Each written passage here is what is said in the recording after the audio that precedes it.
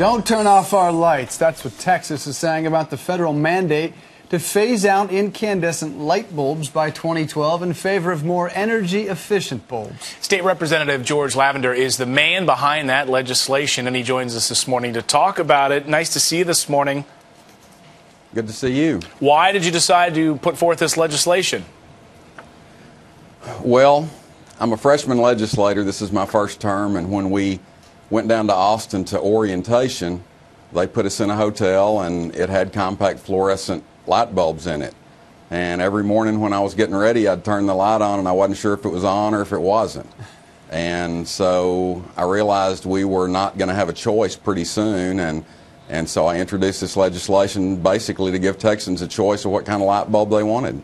And Governor Rick Perry, who some say is going to run for president, signed this bill into legislation. Here's what the other side says, though. This is Bob Keefe, and his quote in support of these light bulbs reads, "It just doesn't make sense that Texas and Governor Perry would want to discourage an initiative that would save the average Texas household about $100 per year and cut the state's overall energy bill by more than $900 million.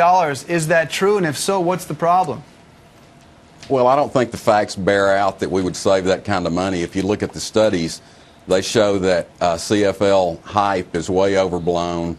And the other thing is, we're not banning compact fluorescents. If people want to use them, if they believe that they're best for them and that they save them money, they can still do that. The only thing we're doing is giving Texans a choice to be able to continue to have lights that actually work and are much cheaper and affordable, rather than having to buy the compact fluorescents. Well, there's a couple of issues, of course, with the compact fluorescents. Of course, many critics argue that they're difficult to dispose of. You have to go through a number of steps to make sure that they're disposed of properly. You don't just throw them in the trash like you do the incandescent bulbs. But also some argue that, look, they have been fixed. Since you spent that hotel room time, they have been fixed so that they do turn on instantly. What do you say to that? Well, they haven't been fixed, and they still don't put out the kind of light that incandescent light bulbs do. And a lot of people, particularly older people, have a real hard time seeing with the compact fluorescents.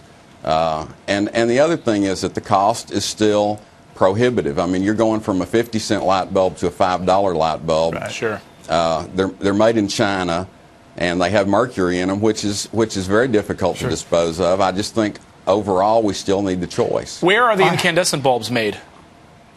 Well, right now we don't have any manufacturers in Texas, but this is also a jobs bill, and I believe we will have people manufacturing them in Texas. That's part of what the law calls for. All right, State Representative George Lavender, you've made my light bulb go on there above my head. I needed it. Thank you. Dark hair. Thank you for being with us, Thank sir. you.